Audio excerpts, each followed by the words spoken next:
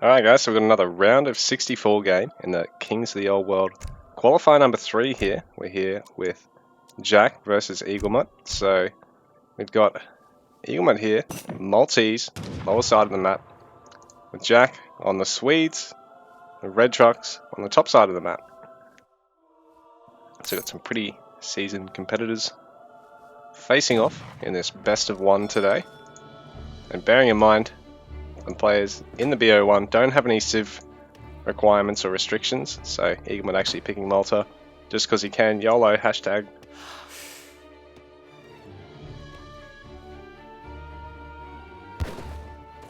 So starting out, I wonder how torp heavy our Swede player is going to go, where he's going to look at placing them, because they will generate resources, sucking them out of the world around them.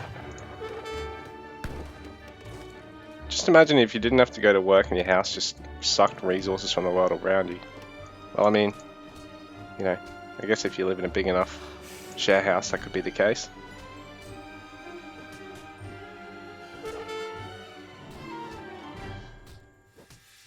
This game looks so pretty.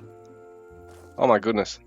Why is this doing it? Is it because of the overlay mod or because of one of my settings? But there's a problem with the shadows up in the corner, guys. I wonder if anyone could give me a tip on how to fix that, and I will. I don't want my replays to look like shit. I need the viewership, man. I got a family to feed. The torp here. Gonna be able to accrue gold. Gonna fuck bitches, get money. That's also gonna get a little bit of wood.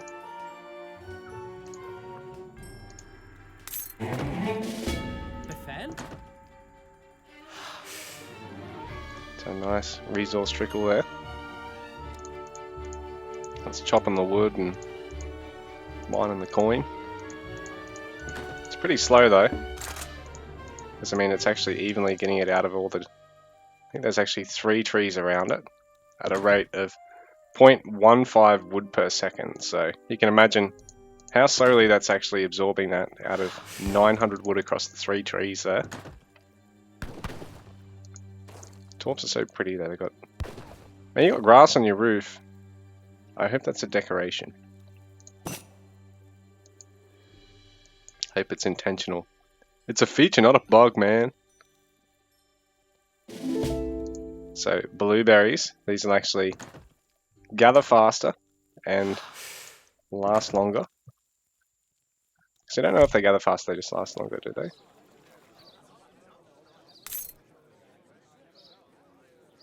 Yeah, they do gather faster, sorry, as well as lasting longer. It's a handy little perk there for Jack's Swedes, while Eaglemut's Malta going for the double church opening. So he shipped 3 vills and the 2 churches, really investing in his early eco and trickle. I mean, from here he can still go German tongue, which is also going to allow him to smash out a couple of settler wagons out of his commanderies alongside his villagers. So you can really ramp up that Malta production early. I mean, that Malta eco early.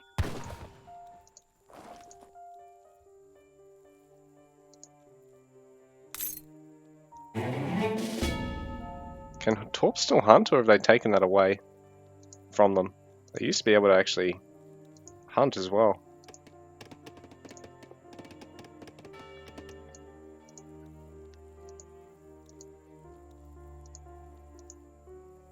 In fact, it's worth more than a villager in terms of the gather rate, for sure at the moment.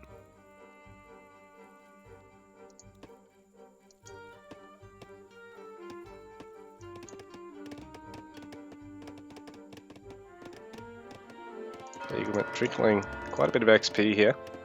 Already going to have another shipment on the way. By the time he gets to his commerce age, going to be free to whatever he feels like here. Actually, he can go Wignacourt or German tongue.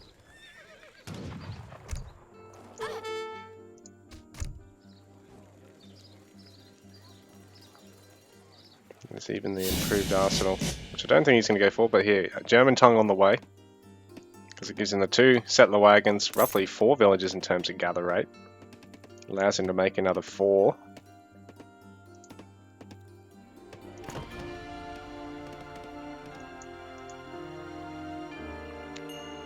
So Jack, even with the Torp's buffering his eco a little here, it's not all that great for him because Eaglemut is really going for a macro heavy opening here. Looks like he's even going to get the trading post.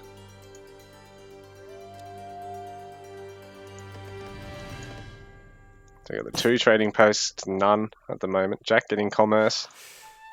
Gonna have to throw down both a military structure and an arsenal wagon here at the moment. So pretty tech oriented, going for the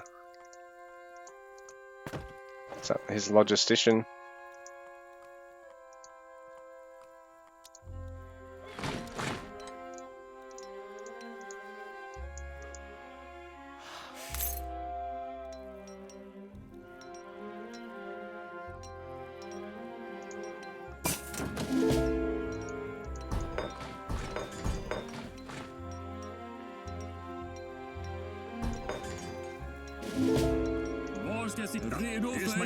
Oh, 4 Torp wagons being shipped now.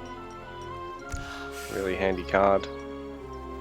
Dominions, and it's paired with Anglesbird Ironworks, so that'll actually double the coin trickle rate from here.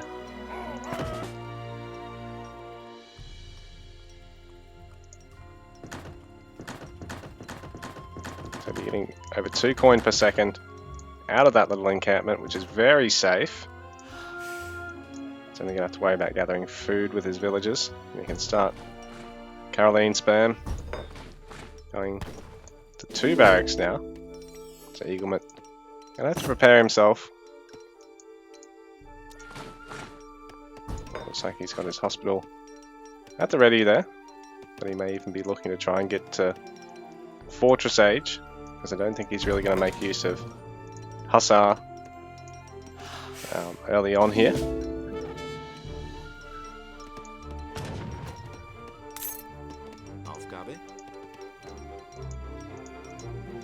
Carolian's basically an improved musket unit with a better melee attack as well.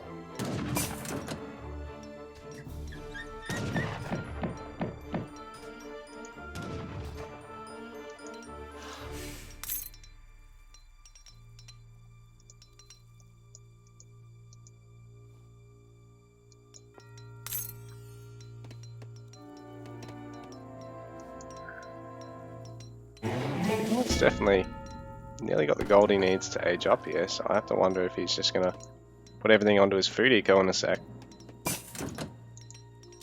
Or Jack adding some leather cannon, he's able to ship them in the commerce age.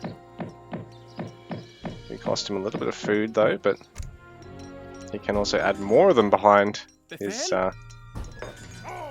army here, because he can get the artillery foundry in Age 2 and get them from there as well, I believe.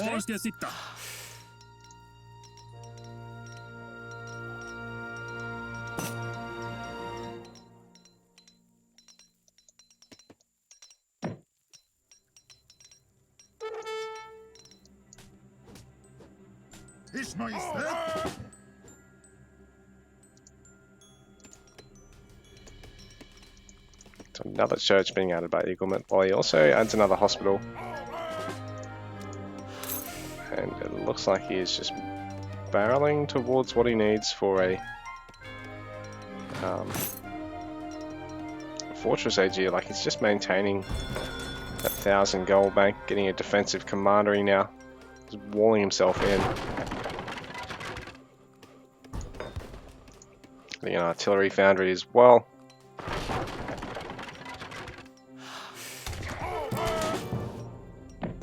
Village is going to have to back out. He's going to get picked off trying to place the wall up. Commandery being used to get some Hussar now. It's going to be useful against the leather cannon, so the Corollian's going to be really strong against them.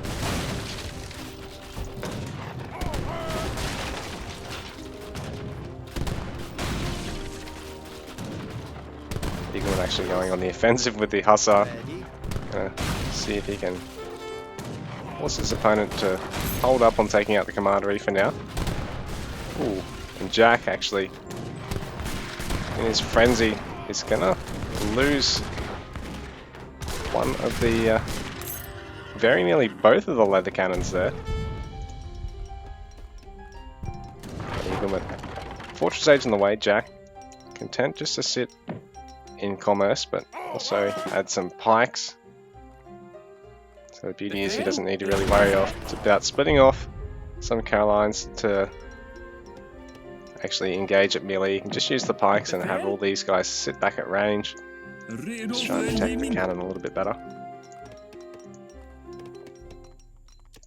But Jack's going to have to try and deal some damage pretty quick here because Eaglemut is just barreling towards Fortress Age now.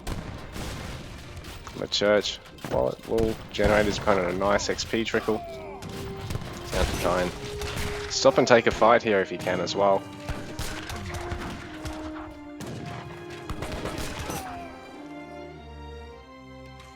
Bit of an engagement going down, but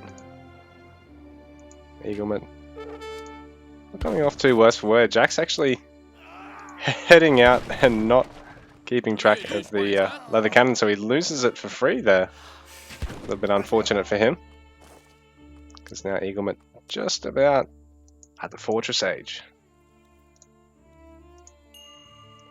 Jack's got quite a few idlers here he needs to get back to work, and he needs to start looking at applying the pressure on the other side of Eaglemut's base now, because he looks pretty secure. There's nothing to really deny here at the moment other than maybe camping these resources a little bit later. Or the Tame Wolf probably just going to get picked off. Does give him a little bit of intel. Looks like Jack is going to try and intercept the army here. And he does have a really impressive force. His own Fortress Age on the way, but Eaglemut going to be adding steel bolts, so his crossbows and Pavicias do get more range, as well as are stronger against heavy infantry in particular, which is all these guys here. He's actually going to ship Archaic Soldier Combat behind that. So crossbows and pikes are going to benefit. So you can even just not worry about switching to Pavicias and just making crossbows and trying to get some artillery behind this. So Jack behind this probably needs to look at taking the trading post or trying to take out Eaglemut. So it looks like Eaglemut trying to get House of Wetton right now.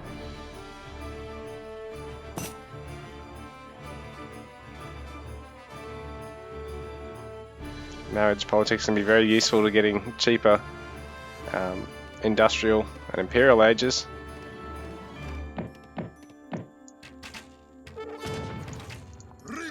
Looks like the Explorer get picked off.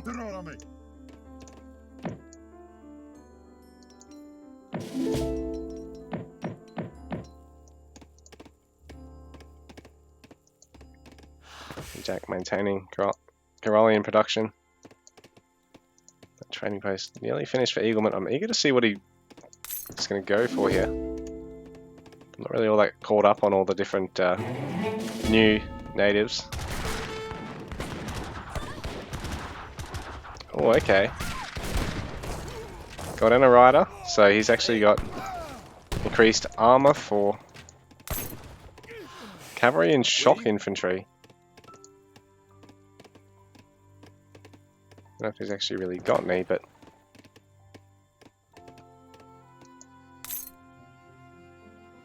oh, maybe it's on cooldown because he's just taken the building.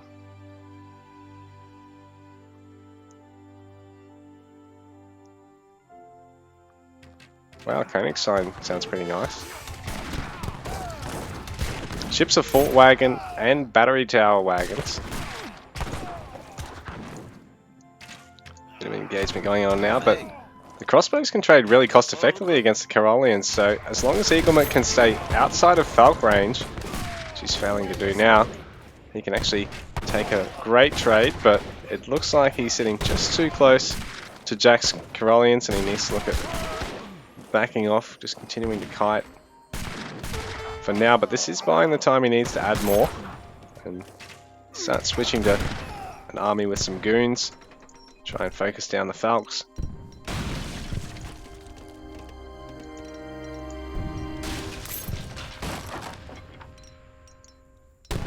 Jack for now, just focusing down the wall. House of Vasa now captured by Eaglemut. This will be really nice for him because they've got those Winged Hussar. The Order of Vasa, a very nice eco steroid. And he can even get some of his own Torp wagons.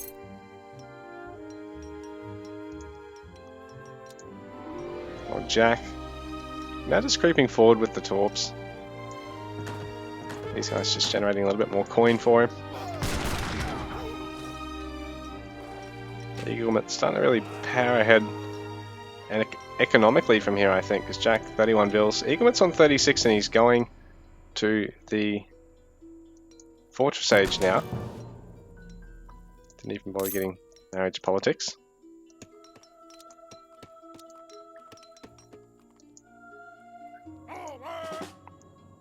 Eaglemut holding on to some shipments, because what's he going to get from here? We'll see. Jack taking an engagement against Eaglemut, but I think the massive crossbows can actually focus down the Falks without really even need to worry about being flanked by the goons here. So Jack, his forces ultimately coming to an end, meeting their fate here in the middle of Coreland.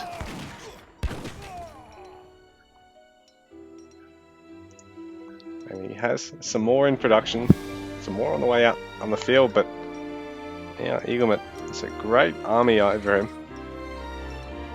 49 army population at the moment to Jack's 21. Another villager being picked off there. Eaglemut going to try and ford up over here. Really deny a lot of this gathering.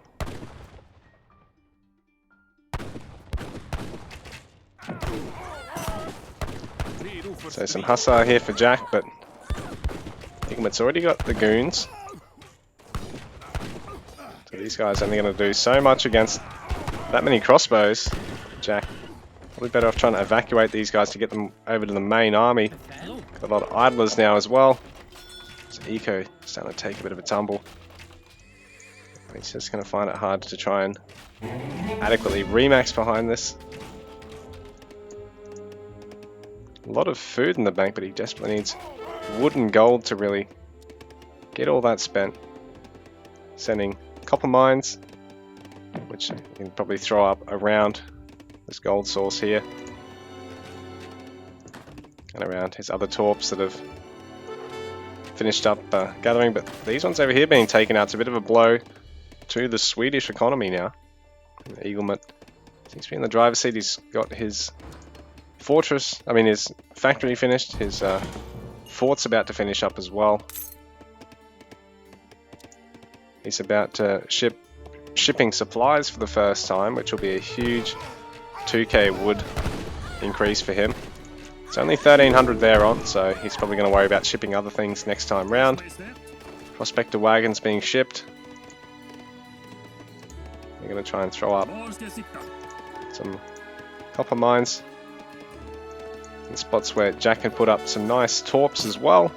Easy to defend, but I don't know if Eaglemut's going to let him get there. Jack might have to look at taking engagement sooner or later here, because Eaglemut is slowly working his way through his base and setting himself up to go to Imperial Age.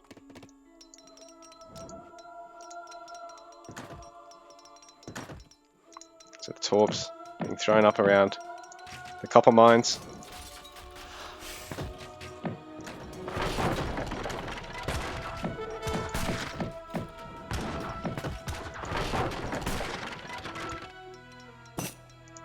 It's looking really rough right now for Jack. Eaglemut's pretty much encircling him completely at the moment. 51 to 146 in terms of the active populations right now. French tongue being shipped as well. End arms going to follow up, so really strong.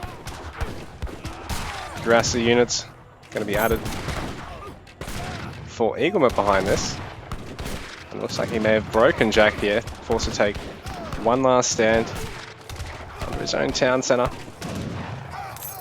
It looks like we're going to have a GG, I think.